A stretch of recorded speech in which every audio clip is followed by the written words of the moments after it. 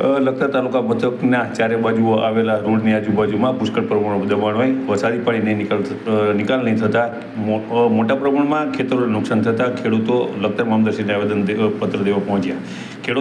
ખેડૂતો દ્વારા માંગ કરવામાં આવી છે કે જે રોડ રસ્તા છે તેની અંદર દબાણ હોય તે સાંકડા થઈ ગયા છે અને પાણી નિકાલ યોગ્ય થતો નથી. તેના કારણે ખેતરોની અંદર પાણી પહોંચી જાય છે અને તેના કારણે ખેડૂતોના ઊભા પાકને નુકસાન થાય છે. સાથે તેમના દ્વારા જણાવવામાં આવ્યું હતું કે જે સરઘરા જે પાણીની કેનાલ જાય છે તે કાચી હોય, અવારનવાર તૂટી જાય છે. આથી પણ ખેડૂતોને ભારે નુકસાન પહોંચે છે. તો તેને આરસીસી કે સીસી બનાવવા માટે થઈને પણ માંગ કરવામાં આવી હતી. સાથે ખેડૂતોના દ્વારા જણાવવામાં આવ્યું હતું કે જો તેમની માંગ પૂરી કરવામાં નહીં આવે તો તેમને ગાંધી ચિંધ્યા માર્ગે આંદોલન કરવાની ફરજ પડશે અને જે કંઈ અશાંતિ ઊભી થઈ છે તેની તમામ જવાબદારી સરકારશ્રીની રહેશે.